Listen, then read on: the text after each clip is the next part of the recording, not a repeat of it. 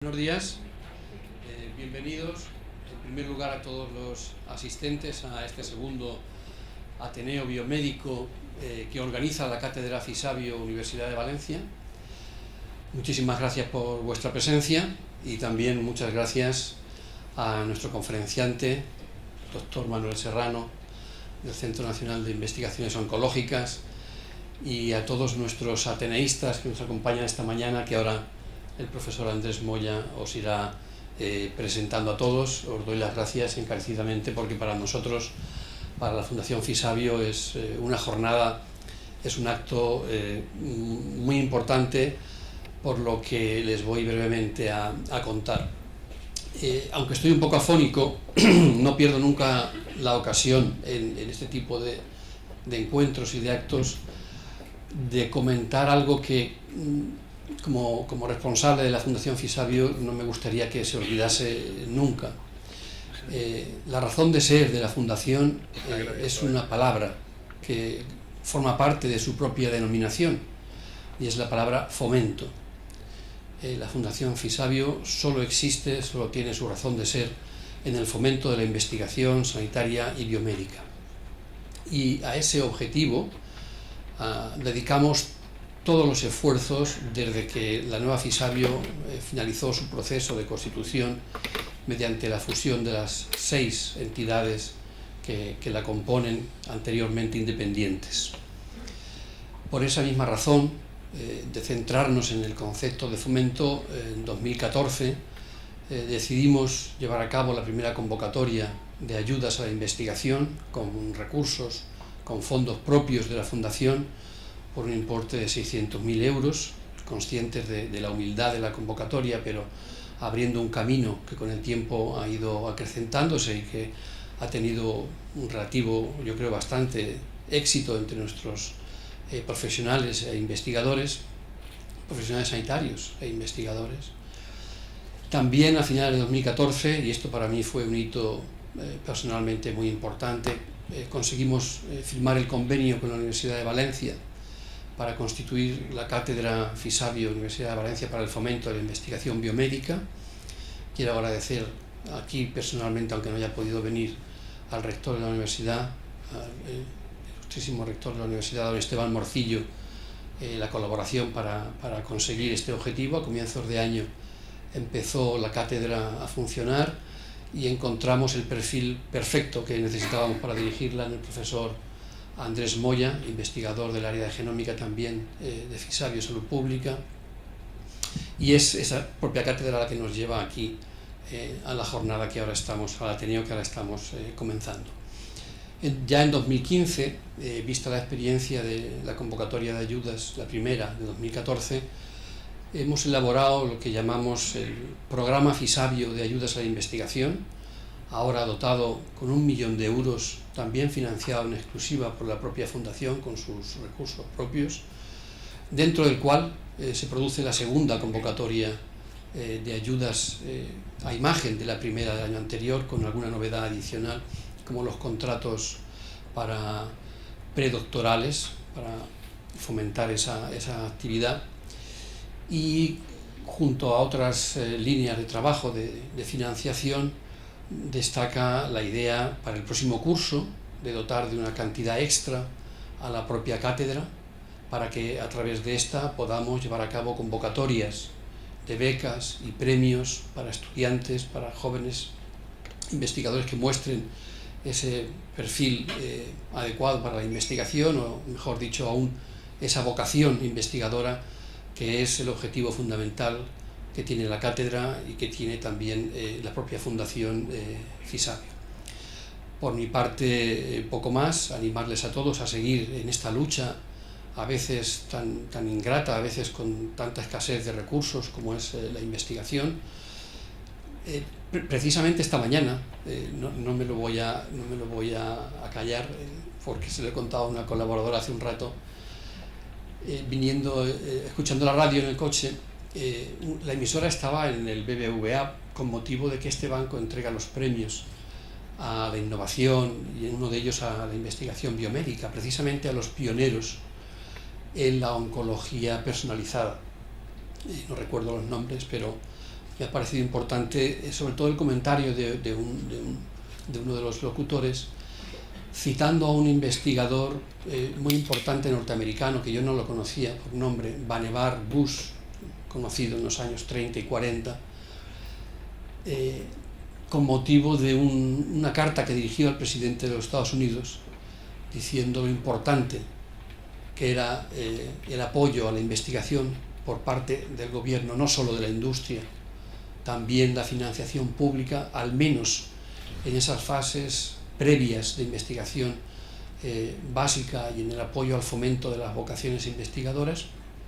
Y me ha parecido muy poético el modo en que este investigador redactaba su carta al presidente, diciendo que ellos eran como los pioneros americanos cuando con sus carretas iban por el oeste intentando ubicarse, asentarse en nuevos territorios desconocidos, y definía la ciencia como una frontera sin fin.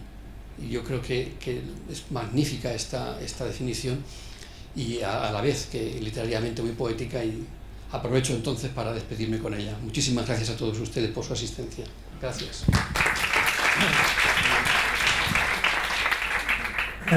Muy bien, pues bueno, muchas gracias en primer lugar por asistir. Yo voy a hacer un pequeño comentario de qué es esto del Ateneo como responsable de la cátedra. Debo reconocer que fue una idea probablemente loca, vamos a ver cómo de exitosa es, de recoger, el concepto de Ateneo recoge más o menos la idea de que invitamos a una personalidad en un campo determinado y una serie de otras personas que son distinguidos investigadores que trabajan normalmente aquí en nuestra ciudad, forman parte de ese Ateneo. Algunas de ellas están aquí, de hecho son más, y vamos buscando para que el núcleo de ateneístas sea mayor, y en algún momento, tras la exposición por parte del ateneísta de una temática que se supone que puede ser de interés general, la que vamos a trabajar hoy es envejecimiento y obesidad, pues se tiene un turno de intervenciones por parte de los ateneístas, y después también se da paso a la audiencia para que puedan formular preguntas y cuestiones. Otra novedad importante del Ateneo es que todo el dispositivo que hemos montado para que sea grabado, porque en el fondo esto es como una especie de lección que queremos que quede grabada, la pondremos en la cátedra del Ateneo, y ahí estarán para pública disposición. Entonces, esta en el fondo es la segunda, pero formalmente es la primera en cuanto a contenido. De hecho, la primera reunión del Ateneo fue para establecerlo propiamente, y en la segunda, que es esta, pues ya hemos traído a un distinguido conferenciante que luego pasaré a presentar. Hay otras actividades, como ha comentado el director gerente, en la cátedra, que son conferencias más normales, también invitados que ya están en cartera. Pues tenemos, por ejemplo, al profesor Julio Frenk, que es el decano de la Escuela de Harvard, que iba a venir, pero justo le acaban de nombrar rector en la Universidad de Florida, y hemos tenido que retrasarlo. También tenemos un appointment para que venga a conferencias, no Ateneo. El editor de la revista Environment, que es ahora profesor en Johns Hopkins, ahora mismo no recuerdo el nombre, con quien tuve oportunidad de hablar hace poco. Y luego Carlos López Otín también ha comentado que quiere venir, pero claro, organizar las conferencias de estas personas es complicado en agenda, porque claro, se tienen unas agendas complicadísimas.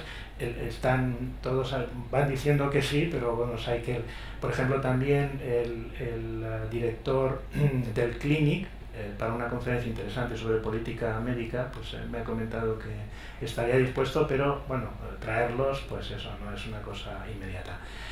Y una cosa muy importante que también ha comentado Eloy, pero matizarla simplemente, pues son actividades de fomento en forma de becas tipo FEMS, que podemos ofertar a estudiantes que quieran desarrollar actividad formativa en el campo de la investigación biomédica. Con precisamente los ateneístas pues iremos estableciendo las bases y los criterios para poder difundir este programa. Bueno, y ahora sobre los ateneístas. Aquí simplemente aparecen una serie de los que en principio dijeron iban a poder venir hoy. De hecho faltan 2, deben de estar haciendo clínica, que digo yo.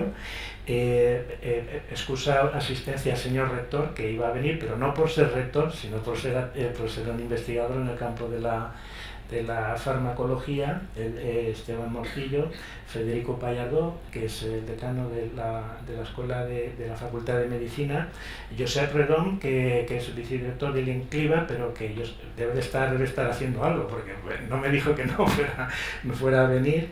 Vicente Rubio, que trabaja en el Instituto de Biomedicina, que no puede venir, y confirmaba que venía, pero tiene una tesis doctoral. Doña Pilar Codoñer, que trabaja en el PSED, don Javier Díez, que trabaja en Fisabio con nosotros, don Salvador Peiró, que también trabaja en Fisabio, Joaquín Dopazo, que trabaja en el Centro de Investigación Príncipe Felipe, Jordi Pérez Tur, que es el actual director del Instituto de Biomedicina, en fin, y un servidor. Hay más personas contempladas en el Ateneo con quienes voy teniendo interacción para ir definiéndolos para futuras reuniones. Bueno, y la idea es ir creando una serie de conferencias grabadas para público distribución y sobre temática que sea atractivo para todo el mundo. Básicamente esta es la idea. Y ya sin más preámbulos, pues voy a presentar al profesor Manuel Serrano, que al fin y al cabo para eso estamos aquí hoy. Él es investigador en el Centro Español de Investigación del Cáncer, en el CENIO, donde dirige el programa de oncología molecular. Tras completar sus estudios de doctorado en Madrid, que creo que los hizo bajo la dirección de Margarita Salas, él llevó a cabo una estancia postdoctoral larga en el laboratorio del doctor David Beach, en el College Spring Harbor, en Nueva York, Estados Unidos, y donde, bueno, él mismo relata que hace una contribución significativa en su historia científica, que es el descubrimiento del gen supresor de tumores, el P16. Después regresa a España, primero con un puesto de trabajo en el Centro Nacional de Biotecnología, pero posteriormente, con la creación del CENIO, se incorpora a él en el año 2003, donde lleva a cabo investigación propia en el campo de la oncología y donde ha hecho contribuciones significativas, concretamente, por ejemplo, en un tema interesante, senescencia inducida por oncogenes, por ejemplo, o la actividad antienvejecimiento de los supresores de tumores. Claro, a uno le resulta gratamente sorprendente qué relación puede haber entre los tumores, el cáncer y entonces el envejecimiento, ¿no? Y supongo que de esto vamos a hablar. Más recientemente ha hecho avances significativos precisamente entre tumores, supresores de tumores y el síndrome metabólico, la existencia de senescencia durante el desarrollo embrionario y la versatilidad de la reprogramación embriónica en adultos. Entonces, bueno, yo entre los contactos que hice fue uno de los primeros, me dijo inmediatamente que sí, le agradezco mucho que haya aceptado poder venir, porque las agendas de estos investigadores son complejas. Y bueno, pues vamos a ver qué tal sale. O sea, esto es, como se dice en inglés, una proof of concept. Vamos a ver si funciona bien y aprenderemos de la lección en función de cómo sea el resultado. O sea, que es la primera vez que hacemos algo así y probablemente sea de las pocas veces que se hace algo así en toda la geografía nacional. O sea, que es una cosa pues relativamente original. Muy bien, pues ahora los ateneístas nos vamos a bajar para poder escucharle al profesor, al doctor Manuel Serrano, y después volveremos a subir una vez intervenido para preguntarle cosas. Muchas gracias.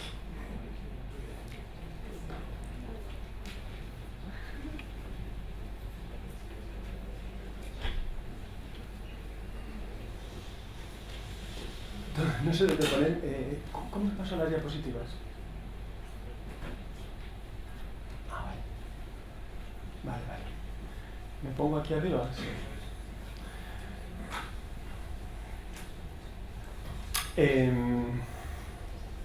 No. Aquí. Vale. ¿Está bien aquí? Bueno, muchas gracias. Es un honor para mí dar esta primera conferencia. Muchas gracias al doctor Andrés Moya. No sé cuánto tiempo tengo que tardar, porque me lo había preparado para 40 minutos, pero como nos hemos retrasado... Vale. Bueno, una cosa que estaba pensando cuando venía es que de todas las colaboraciones que tengo muchas, estaba pensando que precisamente las que tengo en Valencia son las más productivas de todas.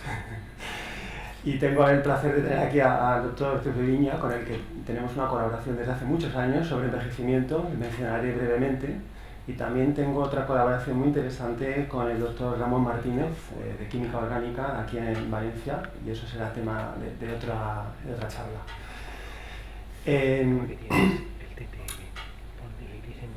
Como estoy hablando ante un experto mundial en evolución, pues quería hacer una nota evolutiva sobre estas preguntas: ¿por qué envejecemos y por qué hay tanta obesidad?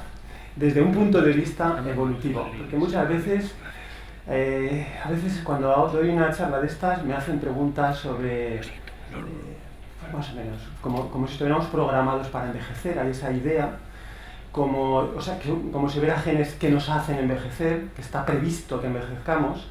Yo no creo que eso sea así, ni casi nadie. También, ¿por qué no estamos mucho mejor hechos? Si podemos, genéticamente podemos mejorar la salud, ¿por qué no lo ha hecho eso la evolución? Hay gente que pregunta ese tipo de cosas. Así que, yendo a ¿por qué envejecemos? Bueno, aquí la primera idea importante, y no sé si se leerá desde el fondo, es que la selección natural no es la perfección natural. La selección natural nos ha favorecido que cada especie esté sana y joven el tiempo necesario, aquí viene la palabra importante, el tiempo necesario para reproducirse con éxito. Una vez que, según nuestro hábitat, según nuestro estilo de vida, los depredadores, etcétera, que tenemos, ya nos queda poco tiempo, lo importante es habernos reproducido y haber estado sanos ese tiempo. Lo que pase después no es asunto de la evolución. Ya veis por dónde voy, ¿no? La evolución mantiene a las especies jóvenes y sanas el tiempo que van a vivir. Si un ratón, por su estilo de vida, vive aproximadamente 6 meses en la naturaleza, que es lo que vive, pues los ratones están sanos y jóvenes durante 6 meses, se reproducen con mucho éxito y continúa la especie. Los humanos, en la vida salvaje, no protegida, en la vida salvaje el hombre de Atapuerca, se vivía aproximadamente 30 años, tiempo suficiente para reproducirse con éxito, tener hijos y criarlos. Lo que pasa después, lo normal era morir de un accidente, de una infección, de un depredador, de hambre, de frío, eso era lo normal. Por lo tanto, la evolución nunca se ha preocupado de hay que envejecer. No, eso no es asunto de la evolución. Así que los genes que tenemos están pensados para mantenernos jóvenes y sanos un tiempo. No están pensados para mantenernos jóvenes y sanos con 80 años. Eso no ocurre en la naturaleza. Si tenemos animales en un animalario o en un zoológico, por supuesto no van a morir de hambre ni de frío, entonces van a tener ocasión de empezar a que aquello degenere, y ese es el envejecimiento.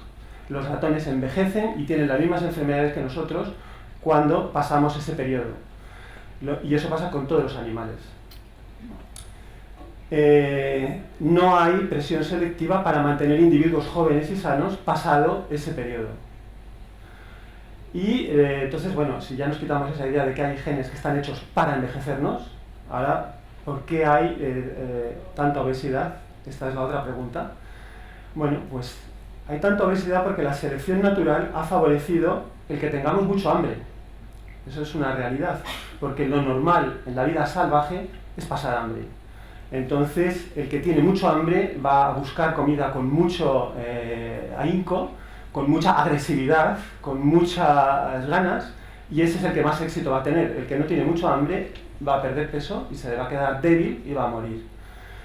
Así que la selección natural, durante todos nuestros años de evolución, se han seleccionado genes para tener mucho hambre, para comer todo lo que podamos cuando se presenta la ocasión. Si tenemos ocasión de comer, hay que comérselo todo. Así es como estamos hechos nosotros y todos los animales, casi todos. Y la otra, tercera, es almacenar todo lo que se come en exceso, porque no sabes cuándo vas a volver a comer. Así que, como podéis ver, tenemos un cóctel de genes que es letal cuando tenemos comida a nuestra disposición. Simplemente tenemos que abrir la nevera y hay comida.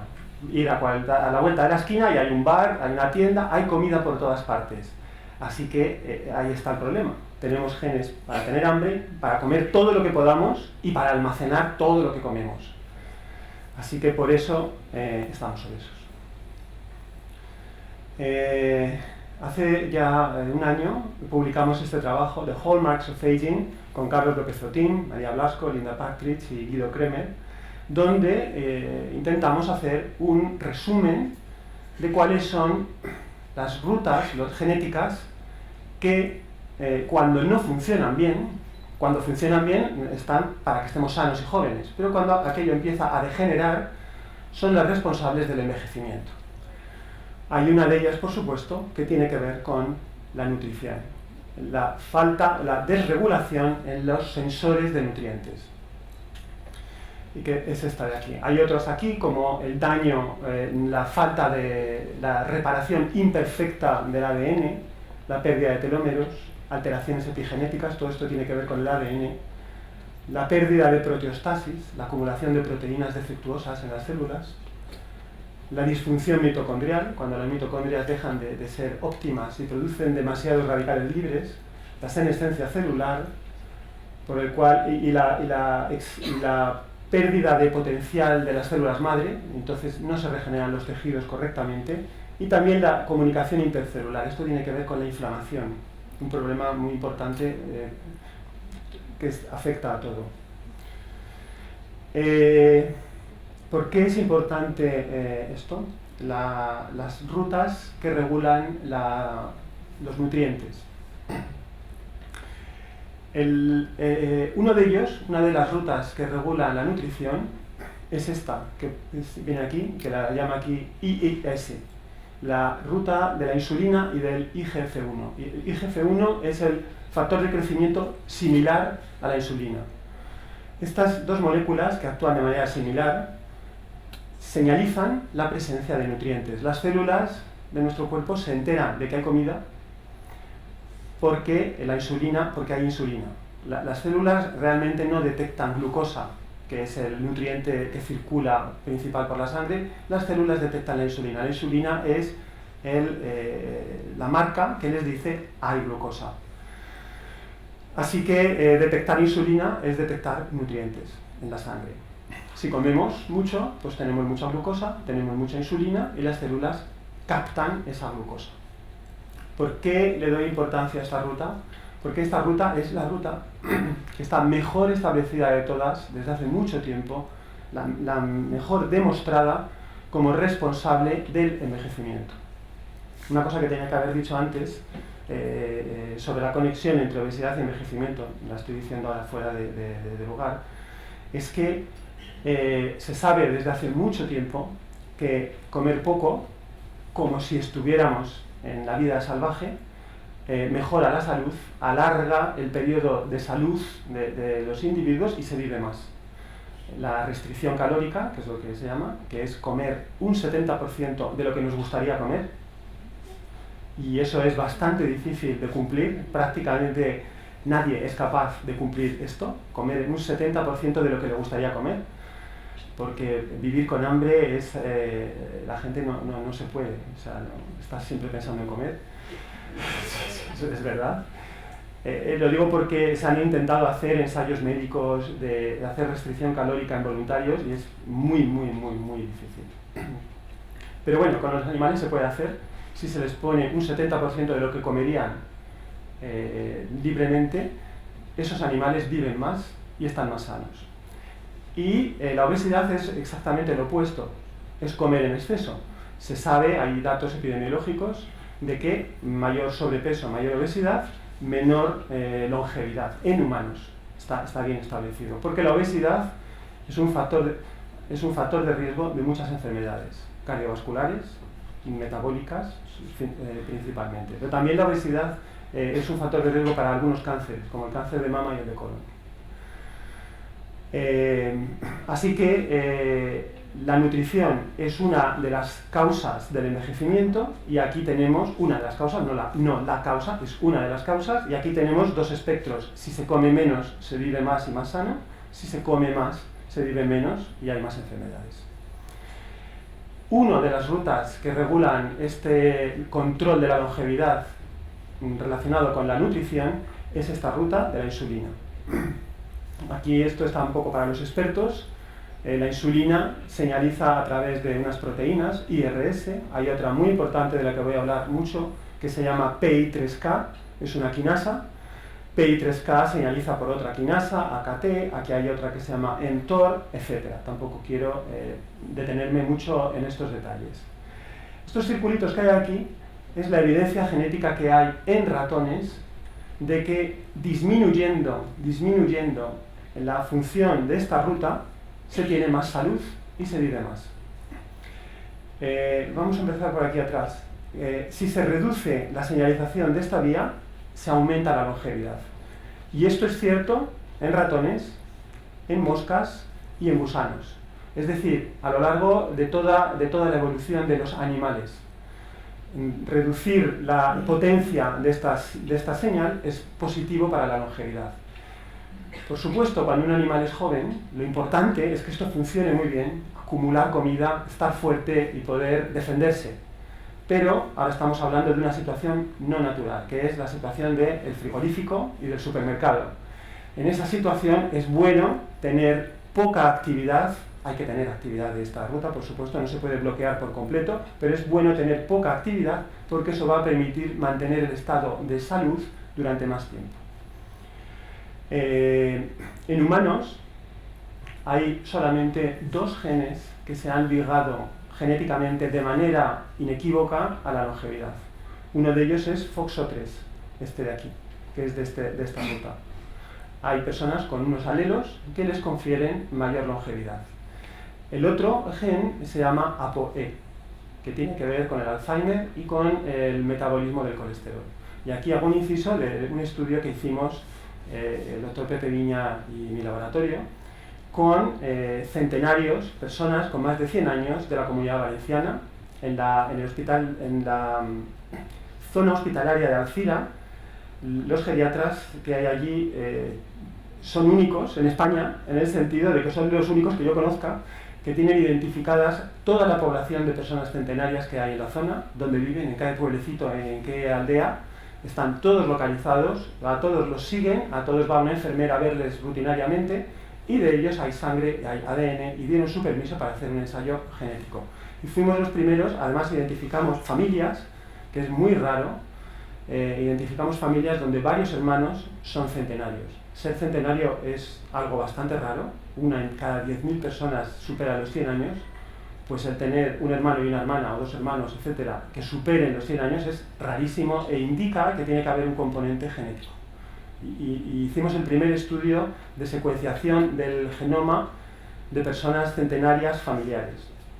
Y encontramos un gen que cumplía todas las características de ser causante en esta población geográficamente localizada. Y resultó ser ApoB. Antes he dicho que ApoE está ligado a envejecimiento en humanos, lo mismo que FOXO3, y el otro que encontramos nosotros es ApoB. ApoB y ApoE funcionan exactamente en la misma ruta metabólica de transporte del colesterol. Bueno, hecho este inciso sobre el estudio con los centenarios, que continuamos, porque ahora estamos estudiando los hijos de los centenarios, octogenarios, para ver si somos capaces de predecir quién va a ser centenario y quién no, porque claro, algunos de estos hijos pues, han heredado los genes buenos y otros no, los genes que pensamos que son los responsables y otros no, y veremos si esto pasa este test.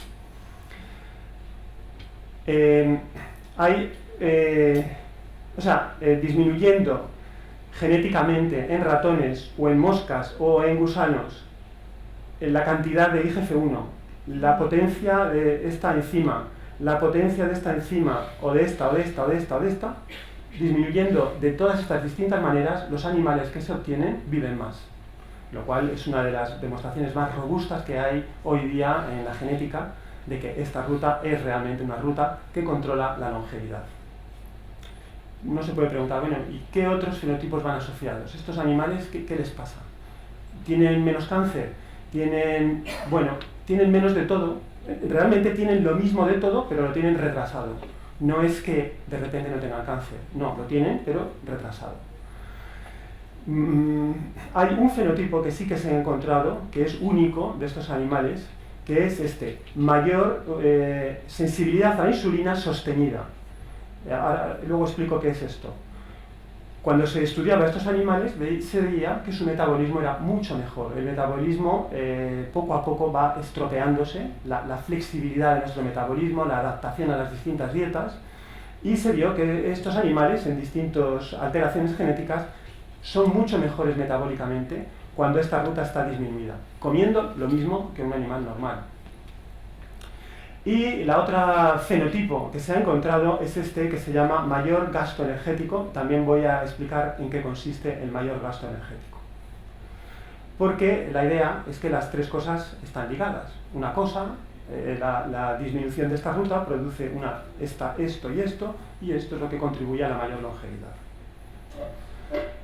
Nuestra contribución aquí ha sido muy modesta. Nosotros generamos animales que tienen mayor actividad genética de este gen que se llama PTEN. PTEN es el inhibidor de PI3 quinasa. Así que teniendo más PTEN hay menos PI3 quinasa. Este es un regulador negativo de la ruta. De hecho, aquí viene un resumen del trabajo que nosotros hicimos. Este trabajo lo publicamos en Cell Metabolism y simultáneamente hubo otro trabajo del laboratorio de Pandolfi en Harvard, donde publicaron más o menos lo mismo. Básicamente es lo siguiente: los animales que tienen más PTEN viven más, están protegidos de la pérdida de sensibilidad a la insulina. Todos los animales, y nosotros también, según envejecemos, vamos perdiendo sensibilidad a la insulina, nos vamos haciendo prediabéticos. En algunas personas es una diabetes completa y en otras personas es un estado de prediabetes. Pero todos nos vamos haciendo resistentes a la insulina y los niveles de glucosa en sangre nos van aumentando con los años. Y eso es una causa de que no funcione muchos sistemas fisiológicos correctamente, por el exceso de glucosa que hay en sangre. Estos animales están protegidos de la obesidad. Si les damos dietas grasas, no engordan o engordan menos. Y también tienen mayor gasto energético, que ahora explicaré lo que es. El laboratorio de Pandolfi también vio lo mismo, con otros mecanismos, no voy a entrar en estos detalles. Y este laboratorio, en Londres, lo que hicieron fue una mutación en PI3K. Ellos directamente mutaron PI3K para que tuviera menos actividad. Y en estos animales vieron lo mismo que vimos nosotros, lo cual todo confirma, vieron que había protección a la resistencia a la insulina y mayor longevidad. Así que manipulando este dúo, este es un regulador negativo y este es el positivo, manipulando esto también se puede manipular la longevidad, la resistencia a la insulina y el gasto energético. Esta fue nuestra contribución a esto. Voy a explicar cómo están estas 5 cosas conectadas. Esto está basado en datos de investigación de muchos laboratorios. Se supone, la idea es que al disminuir la actividad de la ruta de la insulina, de PI3K, al disminuir la actividad de esta enzima, de esta quinasa PI3K, hay una mayor sensibilidad a la insulina y, por otro lado, hay un mayor gasto energético. Ahora explicaré lo que es esto. El mayor gasto energético se traduce en que hay menos obesidad. Si se quema más nutrientes, se almacenan menos nutrientes y se es menos obeso. Y la combinación de estas dos cosas, mejor sensibilidad a la insulina y menos glucosa en la sangre y menor obesidad, esto se traduce en mayor longevidad. Se supone que es la conexión causal entre estos procesos. voy a explicar ahora por qué el disminuir la actividad de PI3 quinasa mejora la sensibilidad a la insulina y mejora el gasto energético. Antes tengo que mencionar que el mismo año 2012, después de nuestros papers, se publicó que en humanos, personas con mutaciones en PTEN, y por lo tanto tienen más actividad PI3 quinasa, ahora es lo contrario, tienen más actividad PI3K, estas personas son obesas, que es justamente demostración de lo mismo que estamos diciendo. Nosotros en los ratones, si ponemos más PTEN, los animales están protegidos de la obesidad. Si hay menos PTEN, porque tienen mutaciones, humanos son obesos. Así que pensamos que, por supuesto, esto que os estoy contando en ratones también aplica a humanos. ¿Por qué disminuir la sensibilidad, la señalización de la insulina produce mejor sensibilidad a la insulina? Es una cosa paradójica. Aquí la palabra clave es esto de sustained. Por supuesto, cuando se disminuye la actividad de PI3 quinasa hay menos señalización de la insulina, pero eso a la larga se traduce en que se mantiene mejor la ruta metabólica con los años. Y eso es por un fenómeno bastante bien conocido, que son los feedback loops negativos. La retroalimentación negativa sería la palabra en español. La insulina señaliza por esta enzima, PI3K, que señaliza por otros enzimas, y siempre hay un cierto nivel de retroalimentación negativa, para que el output, la señal final, nunca sea demasiado alta ni demasiado baja, esté siempre dentro de unos rangos fisiológicos. ¿Qué es lo que pasa cuando hay una sobrenutrición? Cuando se come demasiado, incluso un día, cuando se come demasiado, hay demasiada insulina y entonces la señalización es muy potente. Al ser muy potente, esta retroalimentación negativa, estos feedbacks negativos son muy fuertes y apagan la señal para que el output no supere unos ciertos niveles. Ahora, esto que es algo fisiológico, el ir de aquí para allá, de aquí para allá, esto que es lo fisiológico, ahora imaginaros que esto es crónico. Siempre estamos comiendo más de la cuenta, siempre estamos comiendo más de la cuenta, entonces estas personas o estos animales que siempre comen más de la cuenta, que es lo que hacemos prácticamente todos, la ruta acaba quedándose bloqueada o insensibilizada de manera constitutiva. De modo que, la genética y la epigenética ya ha asumido que hay un exceso de insulina y ya está la ruta apagada, porque está preparada para recibir una sobreestimulación. Así que cuando hay una sobrenutrición crónica, la ruta de la insulina acaba perdiendo sensibilidad y nos vamos haciendo más y más y más diabéticos.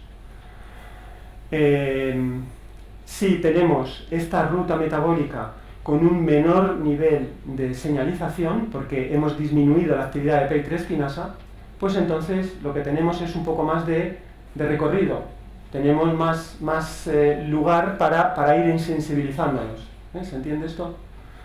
Por eso es la paradoja. Disminuir la actividad de esta ruta permite que la ruta sea funcional durante más tiempo.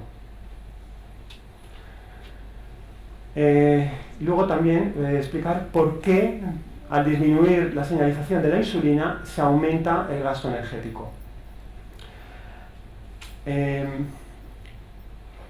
Aquí vuelvo otra vez a poner lo mismo. La insulina, antes he dicho que las células no detectan la glucosa, las células detectan la insulina. Hay un sistema en el páncreas, las células beta del páncreas, que son las que detectan la glucosa. Si hay glucosa, producen insulina. Es una relación 1-1. Si sube la glucosa, sube la insulina. Baja la glucosa, baja la insulina. De modo que la glucosa, a través del páncreas, produce la insulina, y la insulina es lo que las células de todo nuestro cuerpo están detectando. Cuando hay insulina, se activa esta enzima, PI3K, creo que ya la he mencionado bastantes veces, y ahora, ¿qué es lo que hace PI3K? PI3K, una de las cosas que hace es abrir las compuertas para que entre la glucosa en la célula. Porque claro, a PI3K le llega la señal de hay insulina, por lo tanto hay glucosa, hay que abrir estos poros y la glucosa entra en las células. Y la otra cosa que hace PI3K es lo siguiente: como va a entrar mucha glucosa, hay que almacenar la glucosa. Porque la glucosa tiene dos destinos posibles, no hay un tercero, solamente hay dos. O se quema o se usa, o se almacena, o se quema o se almacena. Solamente hay dos, o se cataboliza o se anaboliza. Si se anaboliza, se utiliza para sintetizar macromoléculas, otros hidratos de carbono, lípidos. Se almacena en forma de glucógeno, se puede almacenar también en forma de lípidos, y esto permite a las células crecer. PI3K permite a las células crecer. Una célula no crece si no aumenta su masa. El otro destino posible de la glucosa es ser catabolizada, ser quemada en las mitocondrias por la oxidación fosforilativa. Aquí menciono una proteína que también tiene parte en todo esto, que se llama UCP1, pero esta es para los aficionados y expertos, no me quiero meter. El resultado final es que la glucosa se convierte en ATP, en CO2 y en calor. Esto es importante y luego mencionaré esto del calor al final. Esto es lo que se llama gasto energético. El gasto energético es cuántos nutrientes se queman, para entendernos. Y esto se puede medir porque hay aparatos para medir cuánto CO2 producimos. Aquí está también la conexión con el cáncer. PI3K es una proteína que se descubrió originalmente como una proteína que promueve el cáncer. Promueve el cáncer, claro. Nosotros dividimos a las enfermedades de una manera, pero la genética no está dividida en cáncer, metabolismo, inflamación. Para los genes está todo junto. Entonces PI3K lo que hace es hacer que se crezca. Hay comida, hay que crecer, y eso lo dice a nivel del organismo y a nivel de la célula. Pero cuando hay un tumor, la lógica del tumor, como sabéis, es crecer y crecer descontroladamente, de modo que los tumores necesitan la actividad de PI3K para crecer y crecer y crecer y poder ir dividiéndose y dividiéndose. De modo que hay muchos cánceres que tienen hiperactiva esta proteína y eso les da una ventaja, porque crecen y crecen y crecen y crecen, el tumor. Por esta razón, en el CENIO y en otras empresas farmacéuticas han desarrollado inhibidores contra PI3K. Han desarrollado inhibidores contra PI3K con el objetivo de bloquear el crecimiento tumoral de los tumores que son adictos a esta proteína, PI3K, y bloquearlos. Y se están estudiando sus efectos en cáncer. Pero claro, aquí es donde entramos nosotros, la justificación de nuestro trabajo. Nosotros hemos empezado trabajando con un supresor de tumores, PTEN. PTEN inhibe a PI3K.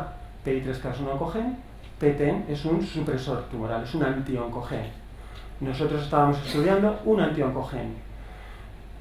Producimos ratones genéticamente modificados que tengan más PTEN de lo normal y nos encontramos con que tienen menos cáncer, era de esperar, y nos encontramos con lo que os he contado antes, que son resistentes a la obesidad y con que viven más. Y claro, queremos entender esto, queremos entender por qué pasa esto, y en el CENIO hay estos inhibidores de PI3K, y decimos, bueno, pues esta es la manera de demostrar farmacológicamente que hay un efecto de los inhibidores, ya no sobre cáncer, que ya se sabe que lo tiene, queremos ver si tiene un efecto sobre el metabolismo, en un animal o en una persona normal, sin cáncer. Esto está aquí, PI3K, y es muy habitual en nuestra jerga que cuando se hace un inhibidor, un fármaco experimental, ya no estoy hablando de una enzima, de una proteína, que es una quinasa, ahora estoy hablando del inhibidor, se le añade aquí la I. Veréis que en varias diapositivas pongo aquí una I pequeñita, la I ya no es una proteína, ya es un fármaco, un compuesto químico que se puede tomar y que va a bloquear parcialmente la actividad PI3K de todo el cuerpo. Así que tenemos este inhibidor, tenemos varios, de hecho hay muchos, pero nosotros hemos utilizado dos.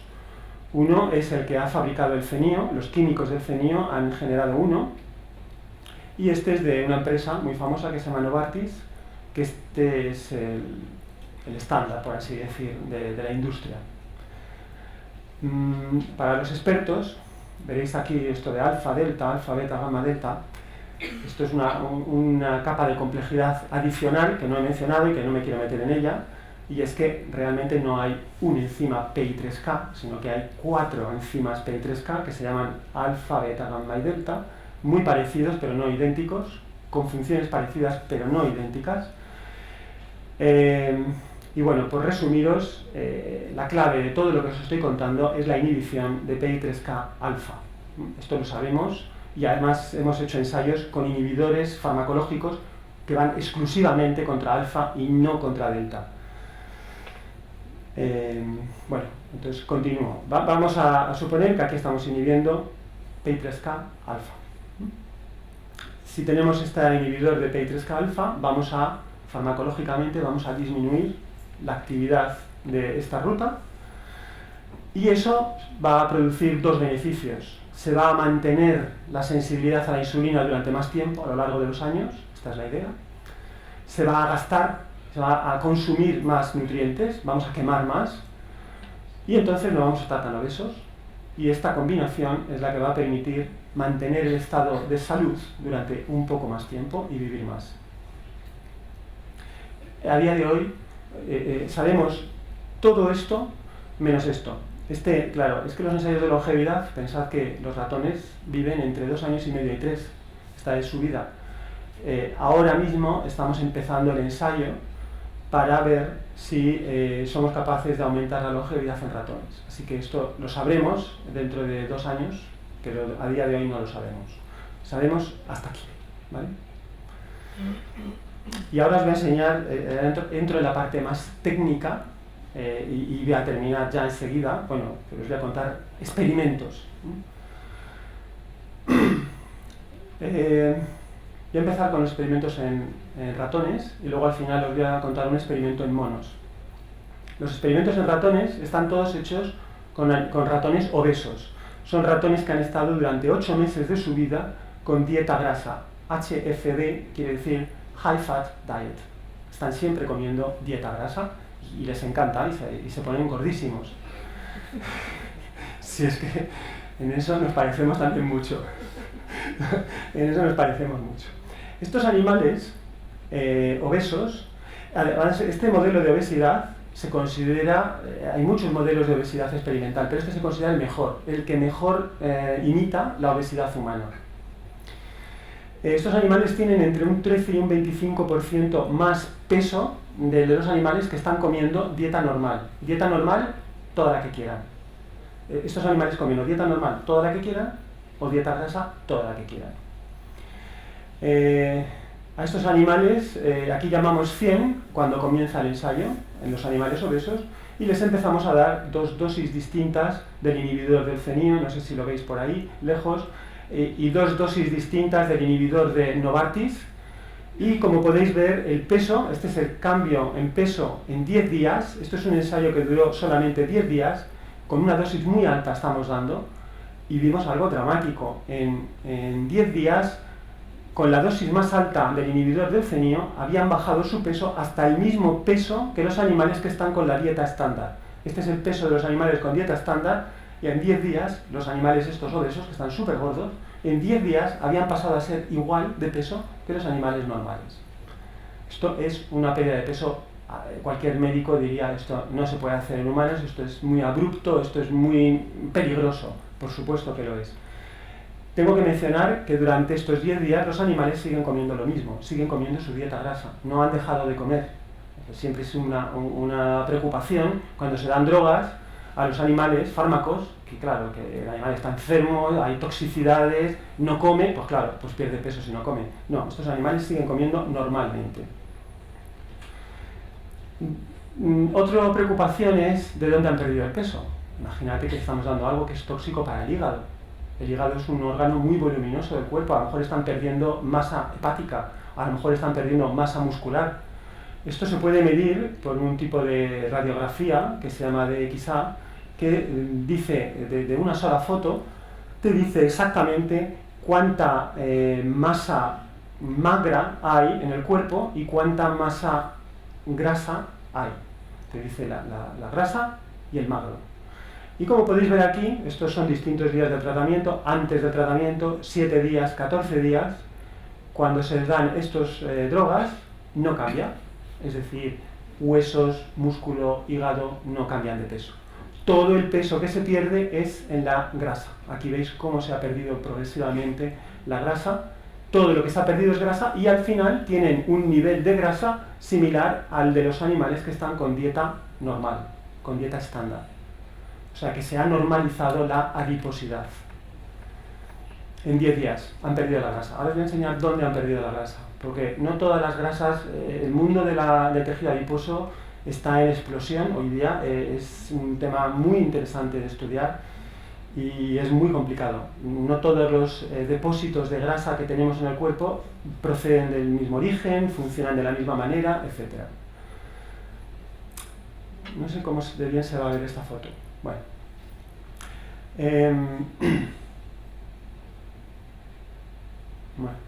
Bueno, aquí esta es una foto del corazón y de los pulmones. No sé si sois capaces de ver que aquí se atisba un poco el corazón, aquí detrás se ve un poco de los pulmones y todo esto es grasa. ¿Habéis oído alguna vez de que haya grasa en el corazón y los pulmones? No. En el corazón y en los pulmones no debería de haber grasa. Estos animales obesos, lo mismo que las personas obesas, acumulan grasa en sitios donde no deberían de acumularse. Y esta grasa, que se llama grasa visceral o grasa pericardial, esta grasa es enormemente perjudicial porque esta grasa va a hacer que haya mucho riesgo de aterosclerosis precisamente en todo el sistema cardiovascular, alrededor del corazón. Estos son los animales obesos, los animales estos obesos tratados durante 2 semanas con este fármaco que está disminuyendo PI3 quinasa y está haciendo que se gaste más energía. Mirad, tiene un pulmón y uno de corazón totalmente sano, sin grasa, etc. Es decir, la pérdida de grasa que se observa no es por igual de todos los depósitos de grasa del cuerpo, sino que es selectivamente de la grasa patológica, que es esta, la anormal, la que no debería de estar. Bueno, y lo mismo pasa con el hígado, pero no se aprecia que el hígado, veis que el hígado está muy grande. Este hígado, estas fotos están hechas todas al mismo momento. Este hígado, cuando un animal es muy obeso, tiene grasa donde no debería de tener, tiene tejido adiposo donde no debería de tenerlo, y llega un momento en que el tejido adiposo alcanza su límite de almacenamiento y entonces los ácidos grasos se empiezan a acumular en tejidos extraadipósicos, como por ejemplo en el hígado. Es el primer sitio donde se empiezan a acumular. Este hígado está lleno de grasa y por eso está tan grande.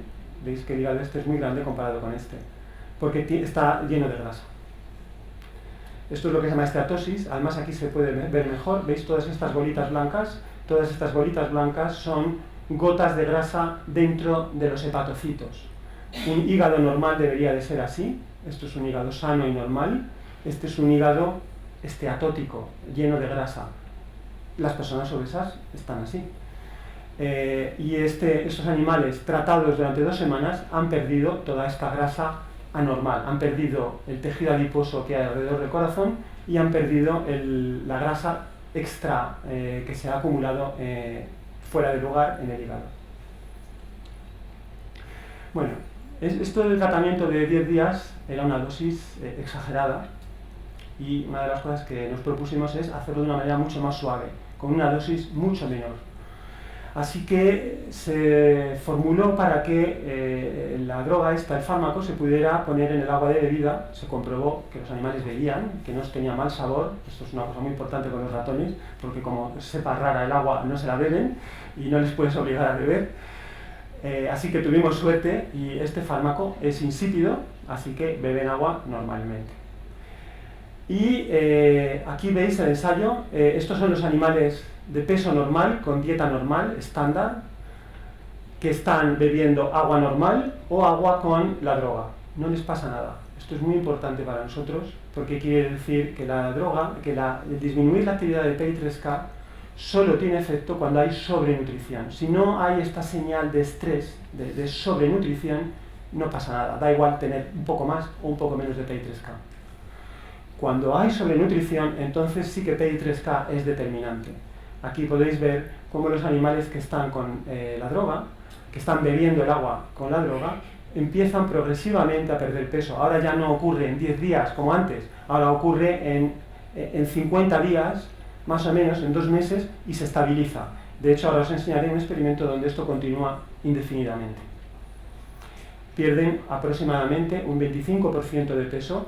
Todo el peso que pierden es en tejido adiposo, lo mismo que antes os conté. Todo es tejido adiposo, nada es tejido no adiposo. Y durante todo este tiempo, por supuesto, están comiendo la misma cantidad de dieta grasa. Los animales siguen comiendo lo mismo. Pero claro, al disminuirse la actividad de este enzima, ahora están quemando más y almacenando menos. El equilibrio ese entre almacenar y quemar lo hemos alterado. Queman más y almacenan menos, y entonces pesan menos. Aquí hay un ensayo donde es otro ensayo distinto. Los animales con la droga pierden peso y esto queda estabilizado.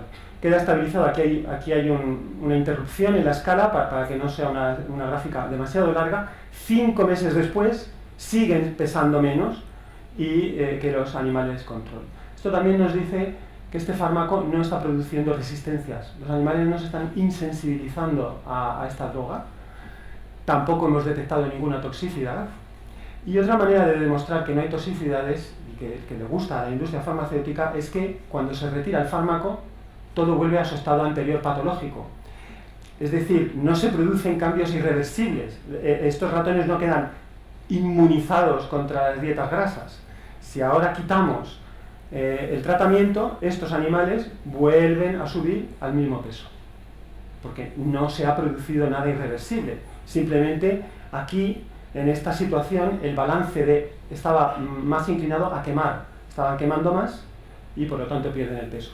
Quitamos la droga, entonces dejan de quemar tanto y entonces vuelven a almacenar y vuelven a pesar más. También otra cosa es que esta pérdida de peso corrige los defectos metabólicos. Una de las cosas que corrige cuando han estado 5 meses de tratamiento es que la resistencia a la glucosa se disminuye, se normaliza. Los niveles de glucosa y de insulina se normalizan. Necesitamos 5 meses para que se normalice. Con menos no lo conseguimos. Porque es que estos animales han estado previamente 8 meses, han estado toda su vida crónicamente comiendo dieta grasa y el pathway de la insulina son totalmente diabéticos. El pathway de la insulina lo tienen prácticamente bloqueado. Así que tarda mucho tiempo en desbloquearse una vez que han perdido peso. Y comiendo dieta grasa durante todo el tiempo. Bueno, aquí había mencionado que al inhibir esta enzima PI3K, pues estamos favoreciendo que se queme más los nutrientes.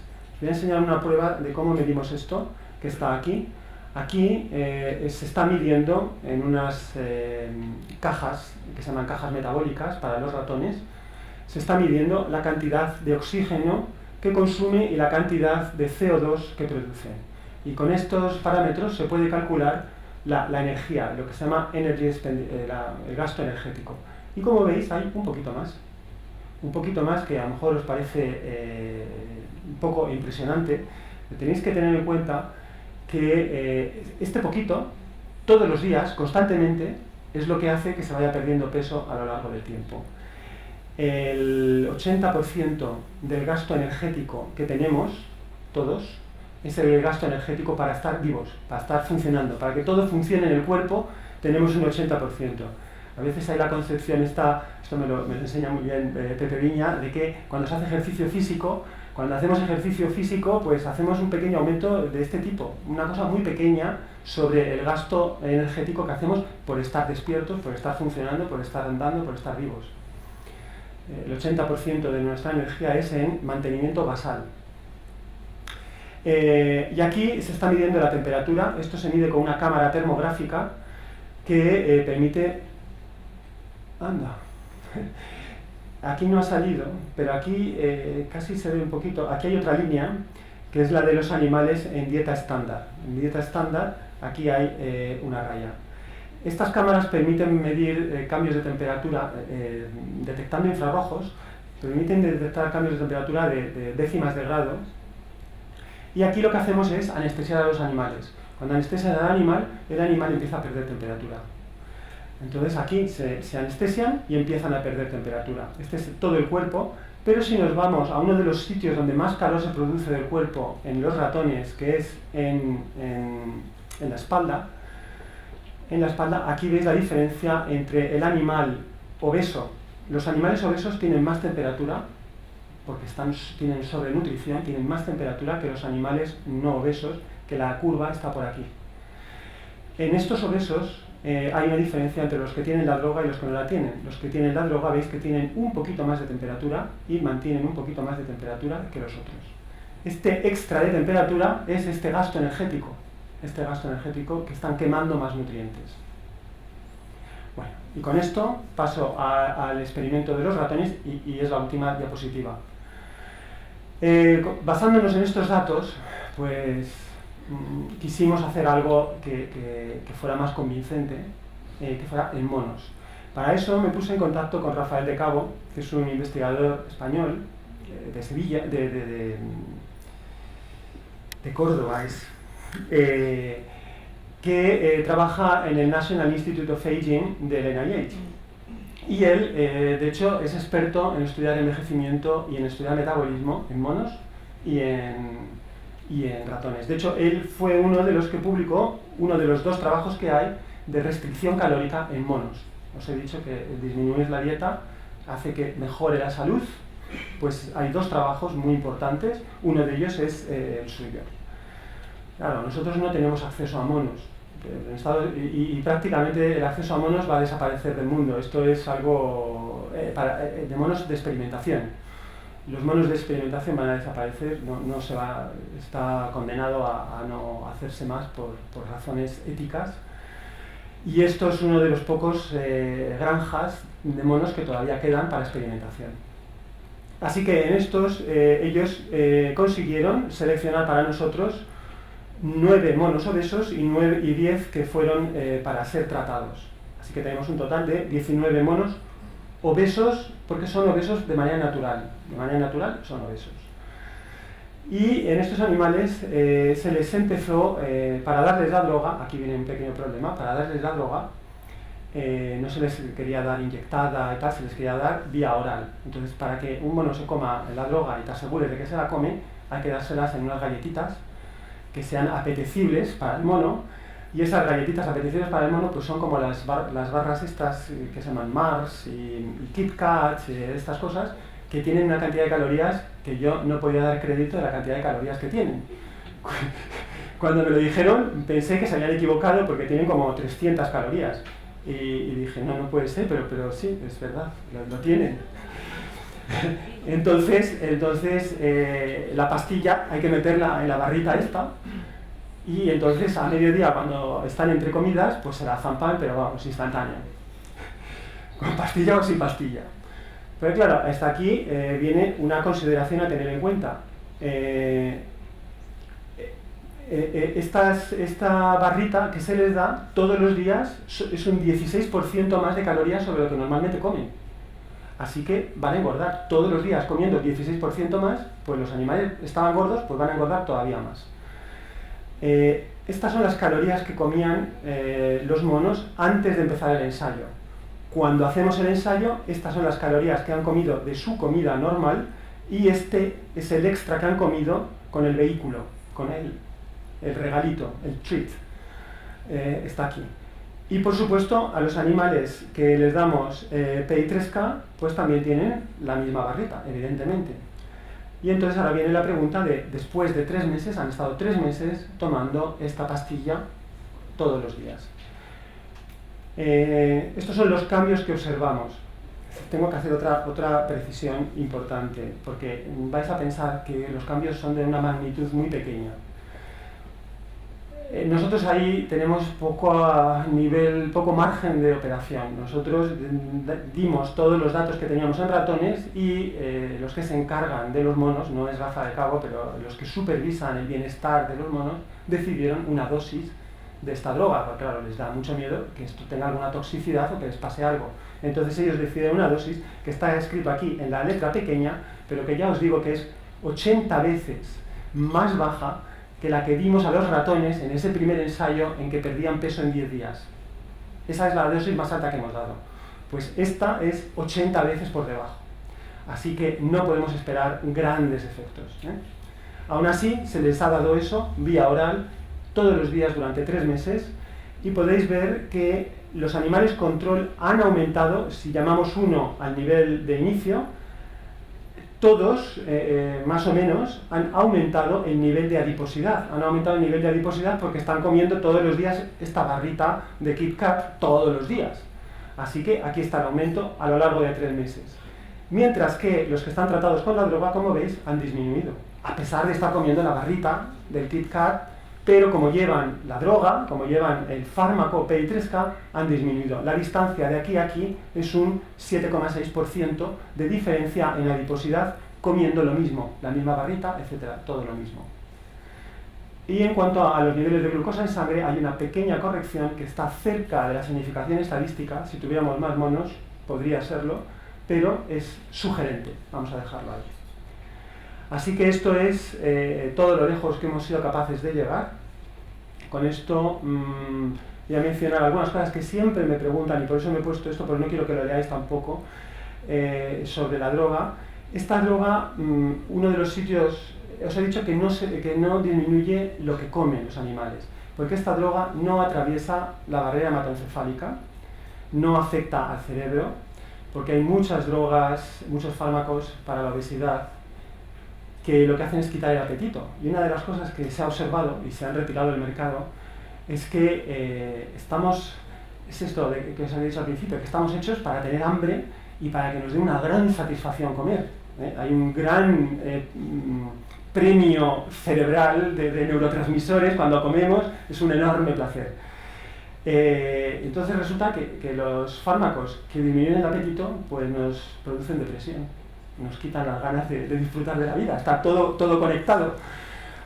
Y por eso, por este efecto secundario, que es bastante grave, pues se han retirado estos fármacos que te disminuyen el apetito. Te disminuyen el apetito y te disminuyen las ganas de todo. Aún así, hay un sitio del cerebro, que es en el hipotálamo, hay un sitio del cerebro que sí que está expuesto directamente a la sangre, no hay barrera hematoencefálica. Y en colaboración con un grupo de Santiago de Compostela, ellos estudiaron si esta droga tenía algún efecto en la señalización de los neurotransmisores del apetito que hay que controlan el apetito, y no vieron ningún efecto. Así que lo pongo aquí, no hay alteraciones en este núcleo del hipotálamo que controla el apetito y la saciedad. Bueno, y con esto, para poner las cosas un poco más en perspectiva, quizás estáis pensando que esta es la única droga que hay. No es la única. No es la única diana. Nosotros pensamos que esta puede ser una diana muy interesante por todo lo que sabemos, pero previamente hay otra, que es la rapamicina. Con la rapamicina, que inhibe esta proteína que se llama mTOR, con la rapamicina se ha demostrado en ratones, en su momento fue el primer fármaco que administrado en ratones se demostró que alargaba la longevidad. El mecanismo no está tan bien establecido como en este caso, todavía hay muchas dudas, y tiene algunos efectos secundarios que tienen que controlar, como por ejemplo induce diabetes y induce inmunosupresión. Pero bueno, hay personas que dicen, hay investigadores que dicen que no tiene importancia y otros que dicen que sí, no se sabe. Quiero mencionar también esto, la metformina, en el número de Nature de esta semana. Hay un artículo sobre la metformina, que la metformina se utiliza por los diabéticos para controlar la diabetes. Y de hecho la metformina, lo mismo que la inhibición de PI3K, que la rapamicina, la metformina, los tres hacen lo mismo, inducen un estado de disminución en el uso de los nutrientes, de bajar la acumulación de nutrientes. Hay datos, la metformina es un fármaco que las personas diabéticas lo toman toda su vida, y hay datos epidemiológicos de que los diabéticos tienen menos cáncer, tienen menos enfermedades tienen menos cáncer, tienen menos enfermedades infecciosas, están protegidos de muchas enfermedades, no de la diabetes porque tienen diabetes. Y hay datos de que la metformina podría ser también una droga de la longevidad. Y entonces este año hay un lobby en los Estados Unidos hacia el NIH para que hagan un ensayo clínico, que sería el primer ensayo clínico de dar metformina a personas ya de edad avanzada, de 80 años, hacer un ensayo clínico que duraría 20 años para ver si tomando metformina eso protege a personas sanas, no a personas que tengan diabetes, las protege o no de enfermedades y aumenta la longevidad. Así que, con suerte, se inicia pronto el primer ensayo clínico que durará 20 años de una droga dirigida a retrasar el envejecimiento. Y con esto termino mencionando a estas personas. Quiero mencionar a las dos personas que han hecho prácticamente todo el trabajo. Son dos estudiantes de tesis, Ana Ortega, que ahora está en Nueva York, y a Elena López, que está terminando su tesis. Estos son los químicos del CENIO que han hecho el compuesto este. Este es Miguel López, que es el que ha estudiado el hipotálamo en Santiago de Compostela, y Rafael de Cabo en Baltimore, que es el que ha hecho los estudios con los monos. Y estaré encantado de debatir y de contestar preguntas.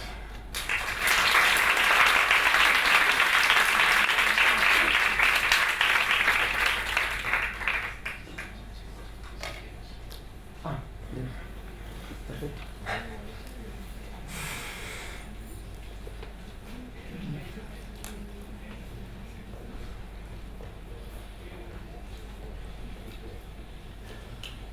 Sentaos aquí cerca mío, porque menos...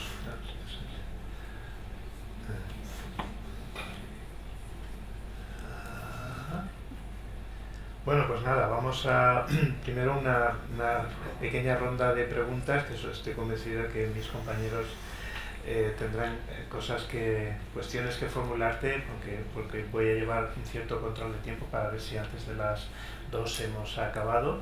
Y luego seguro que hay aquí algunos compañeros que nos asisten que seguro también están interesados en formular alguna cuestión.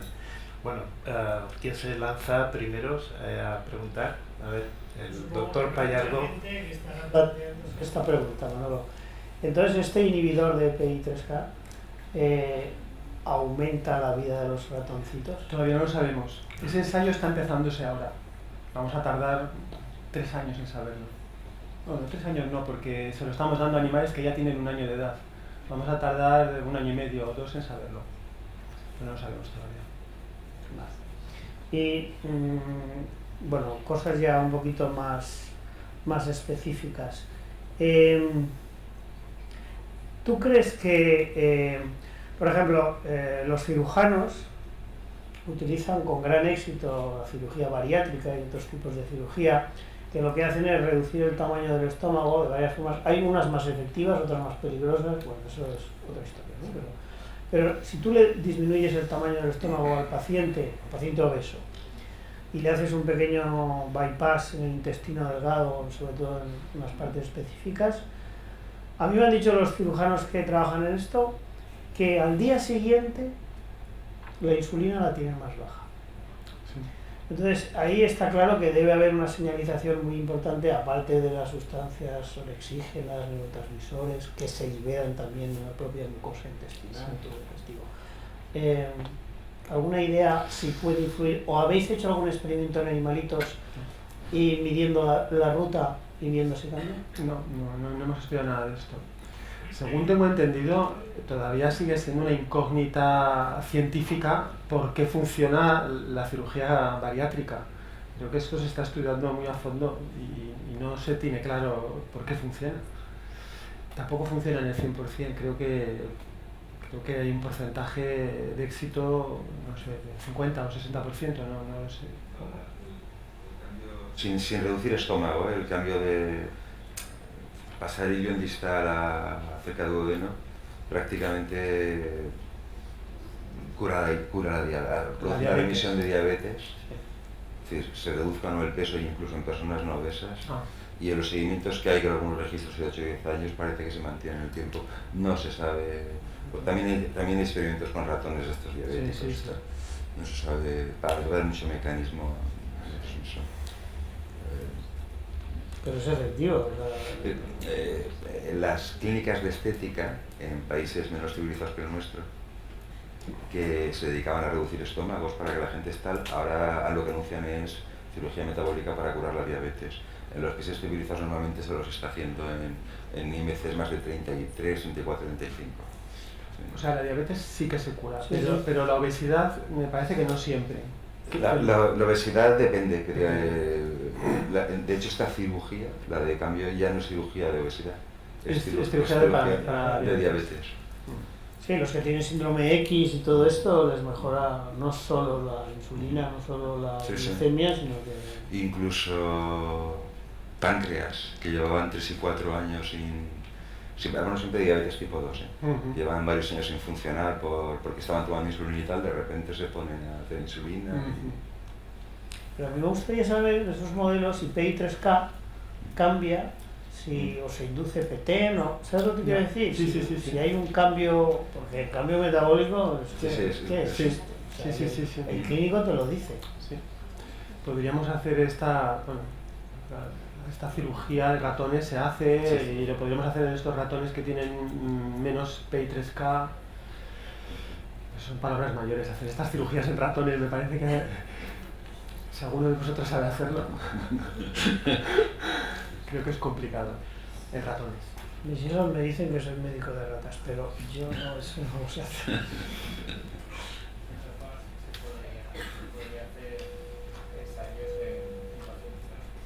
Sí.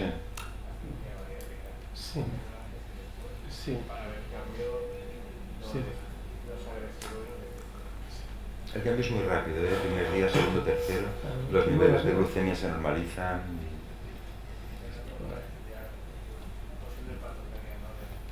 Sí. Yo iba también con preguntas cercanas, también con diabetes. Y es, en general, en diabetes se da una cosa que llamamos la paradoja de la obesidad en la diabetes, y es que los diabéticos obesos viven más tiempo, tienen menos infarto y van mejor que los diabéticos no obesos. Justo al revés de lo que sería esperable, ¿no? Y hay un poco contradicción. ¿Qué dices? No sabía. En casi todos los estudios dicen lo mismo y los que hemos estudiado de EPI, o sea, mi intuición me dice que lo que pasa es que alguien que no necesita estar gordo para desarrollar una diabetes en el fondo debe estar peor que alguien que ha necesitado un factor de estrés para tal. Pero en los estudios que se han hecho hasta el momento simplemente parece que no, incluso cada vez hay más temor a recomendar pérdidas de peso excesivas en los diabéticos. Pero vamos, pensaba que algún mecanismo de esos influiría, o si esto, ¿no? No lo sabía, no conocía esto. Pues hay cientos de artículos sobre la paradoja de la obesidad y la diabetes porque molesta mucho. La verdad es que molesta mucho. Hay factores genéticos que evidentemente influyen, claro, en la diabetes, o sea que eso es otro tipo de... No solamente producido por un factor exógeno, sino también por la genética. Yo aprovecho que te tengo y, bueno, aunque mi campo es totalmente diferente, pero yo soy pediatra. Entonces, me queda un poco lejos en el envejecimiento.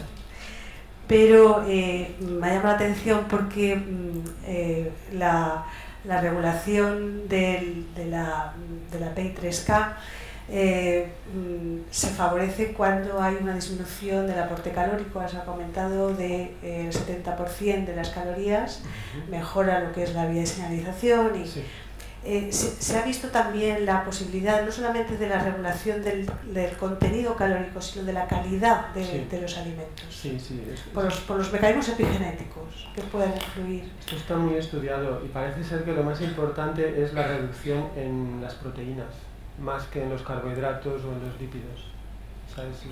Hay bastantes datos en esa dirección. Y concretamente yo te quería preguntar sobre las proteínas lácteas. Yo creo que a ese nivel no se ha llegado. Proteínas. No, es que como yo he leído algo sobre los microRNAs y los microRNAs de la leche que pueden influir también produciendo una alteración en la señalización. No conozco de eso. MicroRNAs que se transmiten por la leche. Sí.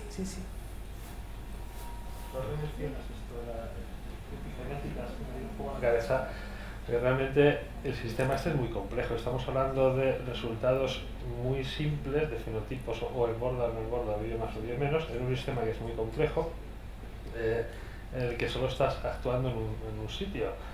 y se produce un fenotipo, pero obviamente aquí tienen que pasar muchas cosas más, empezando porque hay otra rama por otro lado que es la termogénesis y el catabolismo, que realmente eso puede ser un aliviadero también, y de hecho y me contaba un colega, Tony Villar, que está en Cambridge, lo conocerás, que dice claro, que en ciertos países nórdicos a los niños, según nacen, los ponen en la nieve, y entonces este frío inicial, por lo visto, están viendo en ratones que en los primeros instantes de la vida ya te programas hacia más catabolismo o hacia menos, es decir, como que el cuerpo sientes, o vives en África, con lo cual me interesa más almacenar, o vives en el polo, con lo cual, aunque me interesaría almacenar, prefiero quemar, ¿no? Entonces, ¿cuál es tu impresión acerca de qué es lo que queda por actuar ahí? Porque esto es solo una vía de actuación, ¿verdad? Dentro de un sistema, a mí me perturba, como un buen sistema que se perturba, me perturba el ver que se dejan un montón de ramas sin tocar. Ramas de metabolismo, dices, claro, sí.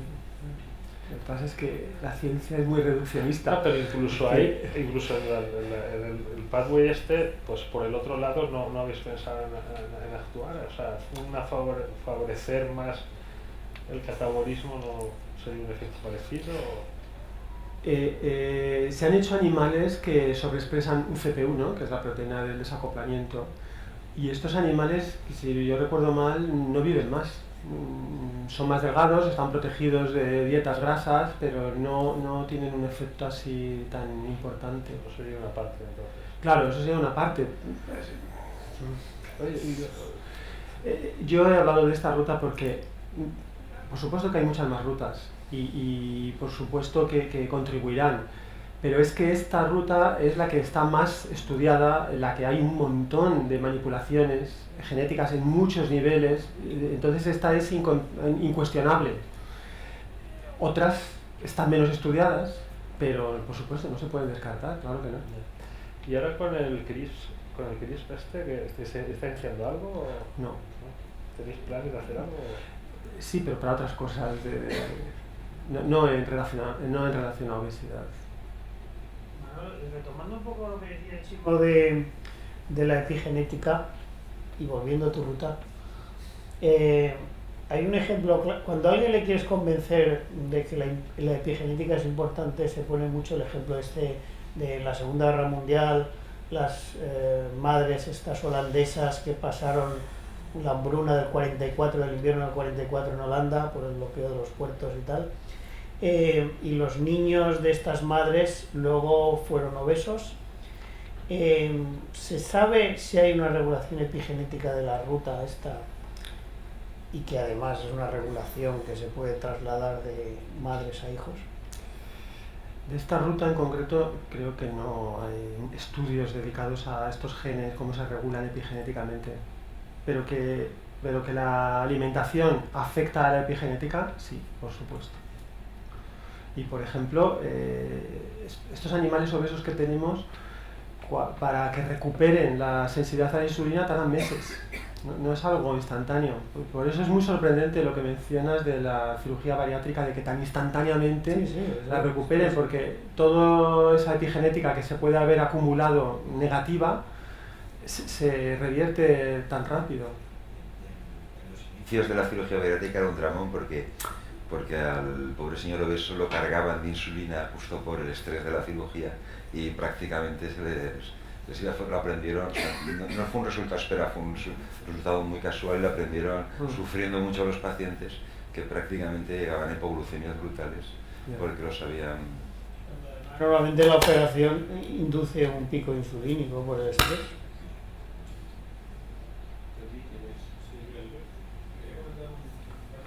Bien, ¿hasta dónde tenéis un control de qué dosis efectiva de inhibidores están tomando los animales, ¿no? Bueno, tenéis varios días de administración, con lo cual puede haber diferencias también un poco ahí, ¿no?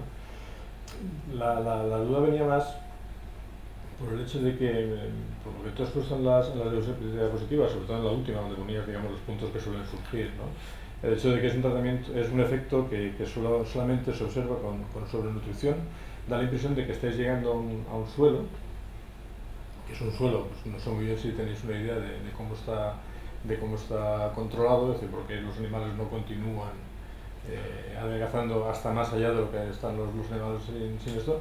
Si eso implica que tienes otras vías que están jugando ahí, que es lo que obviamente va a estar pasando, y hasta qué punto esas otras vías también te van a jugar un poco un papel, ¿no? A nivel digamos, de tu objetivo, vamos a llamar biomédico, de intentar pues, bueno, tener un mejor estado de salud en momentos tardíos, ¿no? No sé si tenéis algún dato que... No tenemos ningún dato, pero tenemos esa explicación. Eso es lo que sospechamos, que hay otros mecanismos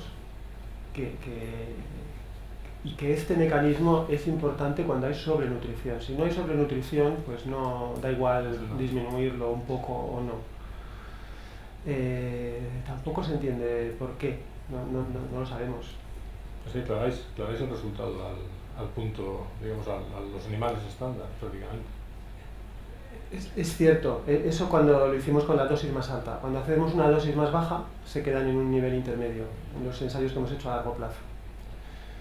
Las dosis, cuando antes he dicho que los monos hemos dado 80 veces menos, eso está medido en plasma. O sea, sacando plasma y midiendo por espectrometría de masas, y, o sea, está medido, es la dosis real en plasma. ¿Tienes algún tipo de especulación sobre el efecto que puede haber en el sistema cognitivo? Porque bueno, hay la relación que hay sobre el exceso de calorías, el exceso de colesterol con el funcionamiento cognitivo. Igual ahí tenéis un modelo interesante para ver qué pasa, ¿no? Si vuestros animales cuando envejezcan les hacéis pruebas o no. Por estar más o menos obesos, delgados, que eso afecte a la función cognitiva. Exactamente. Eso se sabe qué pasa. Hay una relación con digamos, altos niveles de colesterol y función cognitiva. No sabía. ¿Funcionas peor? Funcionas peor, sí. Tienes más riesgo de degeneración, básicamente. De hecho, el doctor Serrano no tiene por qué saberlo todo. No. Ese también es otra de las ideas, que los propios participantes hagan un planteamiento de cuestiones que quedan aquí para futuro. De hecho, a mí se me ocurre, yo que trabajo en microbioma humano, pues que también la microbiota tiene un peso específico cada vez más demostrado sobre la obesidad, de la obesidad. Y entonces, aquí una cuestión que surge, que yo creo que también Pallardo la ha medio comentado y Chimo, es sobre quizá aproximaciones más sistémicas y de la moderna biología de sistemas o medicina de sistemas a problemas que de por sí son bastante complejos, en el sentido de que tú tienes una determinada molécula, un determinado gen que tiene un efecto específico, pero indirectamente lo puede tener en muchos otros sitios que no acabas de controlar, aunque es verdad, como tú comentas, que este es un sistema muy conocido. Entonces yo supongo que vosotros estáis pensando fundamentalmente en este producto como un fármaco que eventualmente se pueda colocar en el mercado, ¿no? Porque por todos los resultados que hay. Esa es la intención. En efectos adversos, hay cosas que me sueltan. Digamos, comentabas la depresión, ¿no? Que se daba con estos últimos que salieron, que bloqueaban los receptores de la María, en resumidas cuentas. Pero la tradición, la mayor parte de anorexígenos fueron retirados en su día los derivados anfetamínicos, ¿no? Básicamente por efectos sobre las válvulas cardíacas, producían unas valvulopatías brutales, y de hecho creo que todavía van pagando indemnizaciones en Estados Unidos de los mismos, digamos que podría tener efectos en otros muchos no relacionados directamente con los que son los... De hecho ha pasado con varios fármacos de estos, el incremento de calcificaciones cardíacas y además detectados muy tardíamente. Esto lo hemos estudiado un poquito más en el corazón, pero no hemos visto ningún efecto. Era uno de nuestros miedos de que hubiera efectos secundarios en el corazón y no hemos visto, porque hay otros inhibidores de quinasas que producen cardiopatías, producen taquicardias, arritmias, pero no hemos visto esto.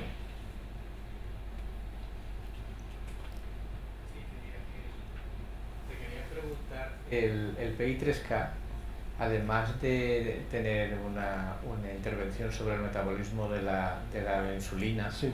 ¿también tiene alguna interferencia metabólica sobre los ácidos grasos o sobre el colesterol? Sí, hace muchísimas cosas. En el caso de los ácidos grasos, afecta a través de mTOR.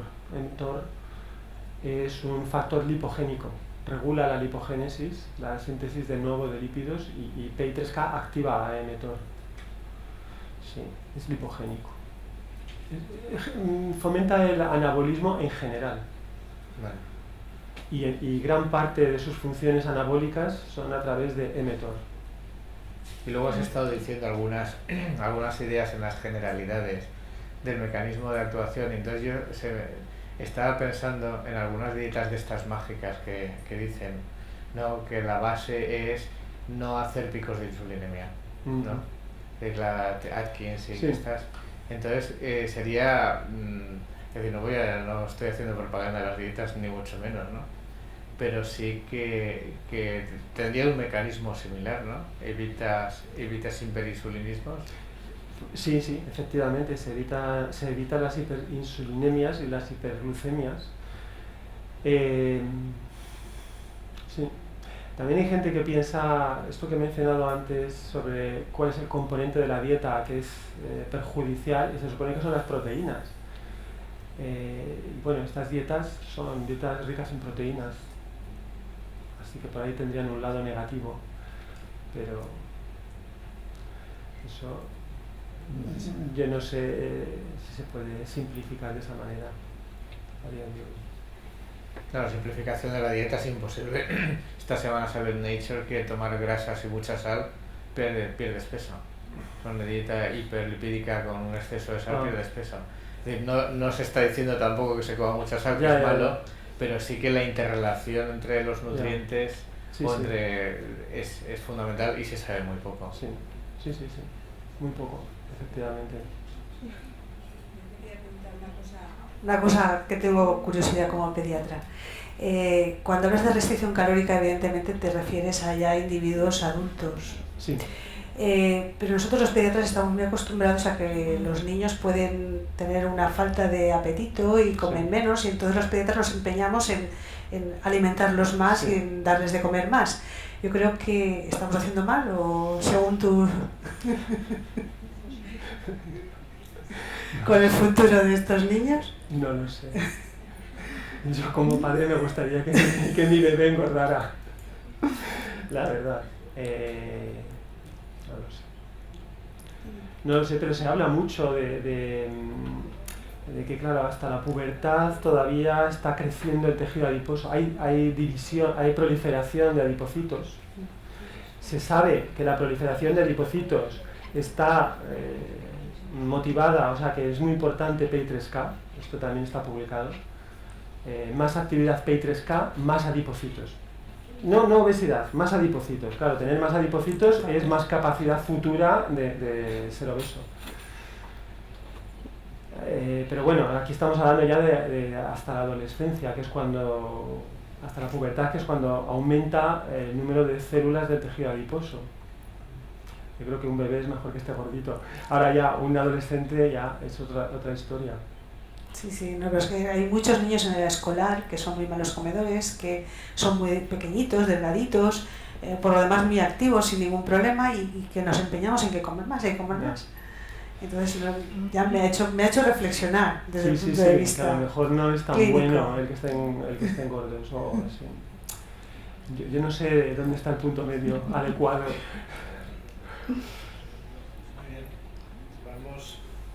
Vamos a, porque quiero que estemos en tiempo, hacer alguna persona en la audiencia que quiera, espero que sí, hacer algunas preguntas. Tenemos aquí el micrófono. Profesor Viña o Isabel, seguro que querréis preguntar alguna cosa.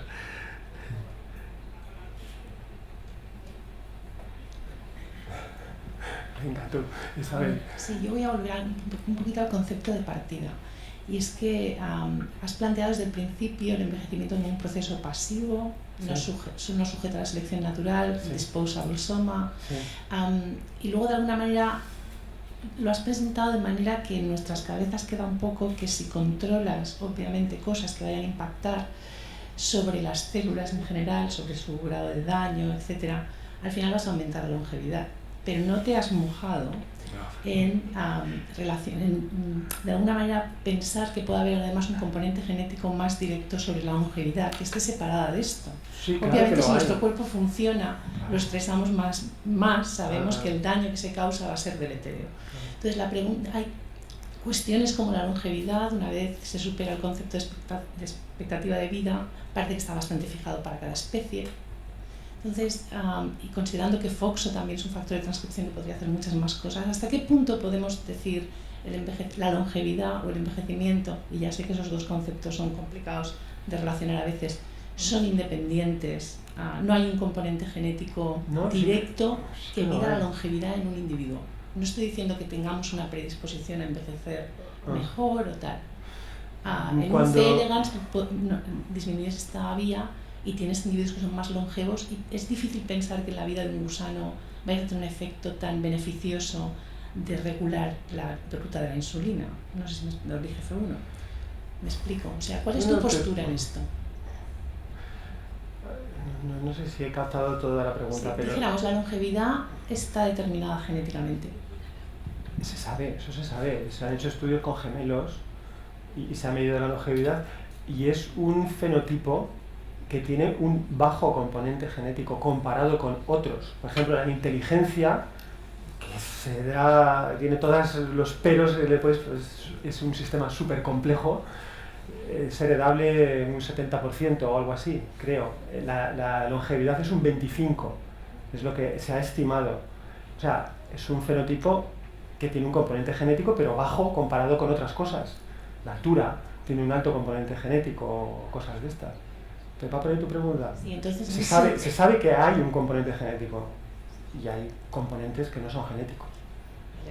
Sí, pero entonces, por ejemplo, FOXO ¿qué hay debajo de él que pueda estar regulando la longevidad? De forma incluso independiente, si quieres, al efecto metabólico. Esta es que es una pregunta del millón. FOXO es un factor de transcripción que regula defensas antioxidantes. Para todos los que les gusta la oxidación, pues piensan que esa es la actividad fundamental. FOXO es un gen que regula la gluconeogénesis. Entonces hay otros que piensan que tiene que ver con la producción de glucosa. No está demostrado, no se sabe exactamente qué es lo que hay debajo de FOXO. Por ahí tu pregunta. La mayor parte de la gente piensa que tiene que ver con defensas antioxidantes. FOXO aumenta el nivel de defensa antioxidante. Activa genes como superóxido dismutasa, catalasa, tiorredoxinas y cosas de estas para proteger del daño oxidativo. A lo mejor Pepe sabe más de eso que yo. Una pregunta y un comentario. La pregunta es, ¿pero el inhibidor lo tenéis en un estado clínico ya? No. Ni siquiera fase 1. No. Y el comentario, una de las cosas que más me ha despertado, modificando las moscas que sabes que vamos cambiando, una de las cosas que más se asocia a la longevidad es bajar la amilasa, la enzima que te permite absorber glucosa. Si tú disminuyes la amilasa, la mosca vive más. Con lo cual eso puede entrar un poco con lo tuyo, es decir, bajando la señalización. Y hay fármacos en el mercado que bajan la amilasa. Sí, para el tratamiento del antiguo diabetes. Pero lo vimos, vimos uno que se salía y es la amilasa, o sea que probablemente eso de la señalización de la insulina incluso lo pudiéramos modificar desde el punto de vista exocrino. Se me ha ocurrido haberlo mirado y sí. Muy buen punto. Hola, yo soy Juanvi. Hola. Has hablado en todo momento sobre dianas. ¿Se sabe si el inhibidor hace algo sobre la célula beta, sobre la productora de insulina? No se ha estudiado en detalle eso, no te lo sé decir. No.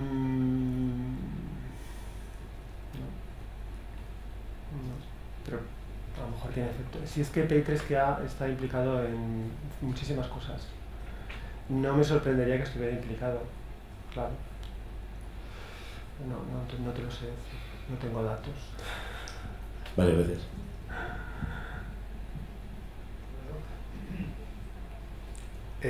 Otra pregunta más, Isabel. Espera, es que si no, no se graba. Bueno, la PI3K hace todo. todo, O sea, claro. Y otra, ligado a eso, ¿cómo explicáis el éxito de vuestro inhibidor con respecto al de Novartis? Bueno, eso es algo empírico. Hay otro inhibidor que también es que creo que es de Novartis también, que se llama, bueno, que es específico para alfa, y ese es mejor que el nuestro. Es que los fármacos dependen de tantas cosas, de cómo se absorben en el intestino, de cómo se distribuyen. El nuestro es más soluble y tiene una farmacocinética mejor que el que he enseñado de Novartis. Pero hay otro de Novartis que es mejor que el nuestro.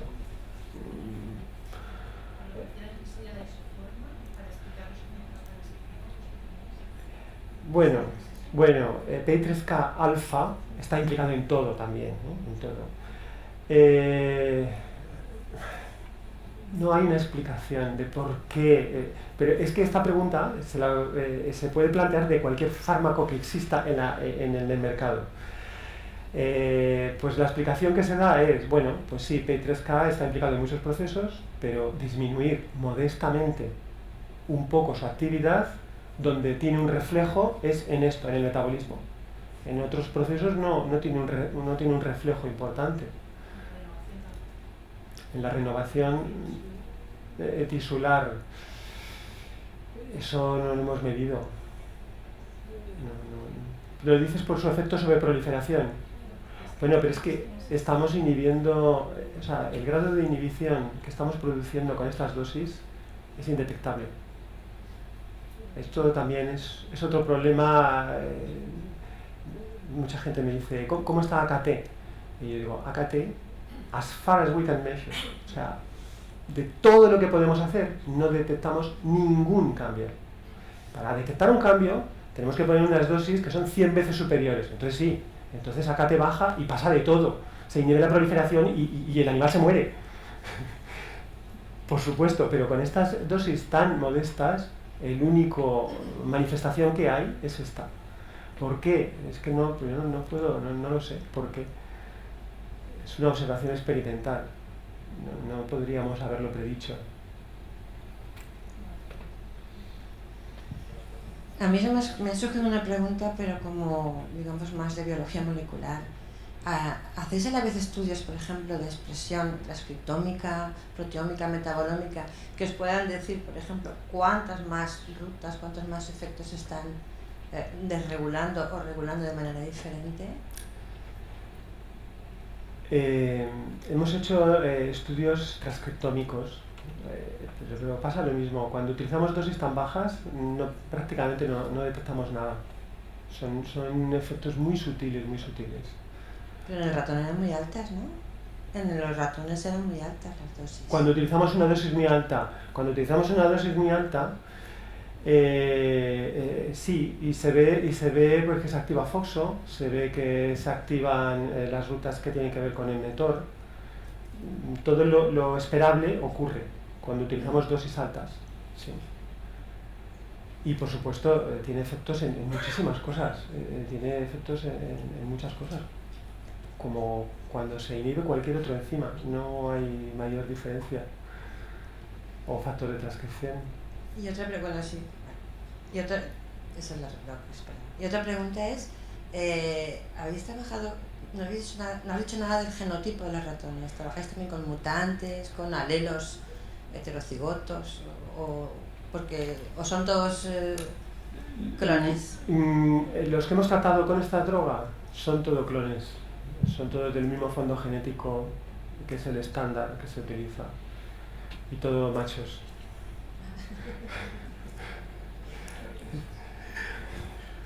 Muy bien. En mi mundo ideal lo habríamos hecho con hembras, con ratones de distintos background genéticos, mezclados, pero me habría pasado toda mi vida dedicado a eso y habría gastado todo el dinero de España en investigación en eso.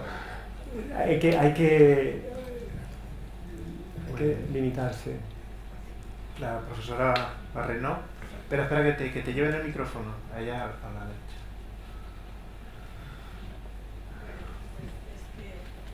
En realidad mi pregunta viene por ahí, porque me estaba preguntando las interacciones hormonales y sobre todo lo que nos pasa a las mujeres después de los cambios hormonales, la menopausia, porque eso es algo que yo misma estoy sufriendo, entonces me ha interesado especialmente la interacción, pero ya veo que no se ha establecido nada. Son preguntas muy válidas, muy lógicas, pero este trabajo lo han hecho 2 personas en mi laboratorio, 2 estudiantes, primero una y luego otra. O sea, el esfuerzo que se ha dedicado, no puedo saber, no lo sé, todas estas cosas. Me gustaría saberlas, pero... Efectivamente estamos hablando de unos conceptos que por ponerlo en términos muy generales, tú mismo lo has comentado al principio de tu charla, de longevidad, obesidad, o sea, son palabras mayores en la fisiología de un organismo, no se puede pensar que, digamos, en tener una panacea universal para entender cómo funciona todo. Bueno, realmente las aproximaciones que tú has presentado aquí son realmente muy interesantes y se ve que pueden ser operativas e incluso que pueden llegar a dar un producto determinado, pero entender, o sea, son tantas las vías que pueden incidir sobre una de estas variables que son tan fundamentales en la eficacia de un organismo que, bueno, pues tenemos todo un mundo por delante y esto va dirigido más hacia la gente joven, que es otra cosa que a mí me interesa aquí, de investigación abierta, ¿no? Absolutamente. Por eso he hecho antes yo también énfasis a que este tipo de conceptos pues tienen que aproximarse quizá con nuevas aproximaciones biomédicas, no solo que las que tú estás comentando aquí, que son muy importantes, pero ahora mismo patologías que son muy complejas pues realmente requieren aproximaciones para entender, no digo ya cómo actuar clínicamente, ¿no? Entender cómo funciona, ¿no? Entonces, bueno, estamos a la orden del día. Si quieres hacer alguna reflexión sobre cómo ves tú la investigación biomédica, por dónde puede ir al futuro, por dónde crees que... No sé. Así, en general, uy, Dios mío, no lo sé. Bueno, por supuesto, la tecnología ha aumentado mucho el poder de análisis. Pero siempre aquí con esto de la adquisición de datos en grandes cantidades, siempre hay un debate porque los grandes datos por sí solo tampoco iluminan tanto, nos permiten describir muchísimo mejor. Pero entender ya es otra cosa. Para entender tienes que manipular y hacer el experimento. Sí, por ejemplo, la experimentación que tú aquí has aportado es fundamental. Yo creo que los modelos experimentales siguen siendo totalmente válidos. También he hecho una observación muy interesante sobre no poder trabajar con organismos próximos a nosotros porque hay muchas restricciones éticas y es verdad que dentro de nada pues con primates va a ser absolutamente imposible y hay muchísimas restricciones también con otros modelos animales. Nosotros en nuestro laboratorio estamos pensando a trabajar en temas de resistencias a antibióticos con cucarachas. Espero que no nos digan nada al respecto. Muy bien. Bueno, no sé, ¿alguna observación, alguna pregunta? ¿Más? Yo creo que a Manuel habría que darle gracias porque lo que hace es abrir muchas preguntas, ver un efecto en un organismo, un efecto potente, y ese efecto potente darle una explicación molecular, una ruta, lo cual no quiere decir que sea ni la única ruta ni la única explicación molecular. Pero que es provocativo, ¿no? Efectivamente. Muy bien, pues yo agradecer al conferenciante porque ha sido la proof of concept. Este ha sido el primer acto que organizamos de esta naturaleza. Espero que haya sido del interés de todos vosotros y bueno, animaros a que vengáis a la segunda, bueno, sería la tercera que haremos probablemente después del verano. Pues nada más, muchas gracias y encantado y hasta la próxima.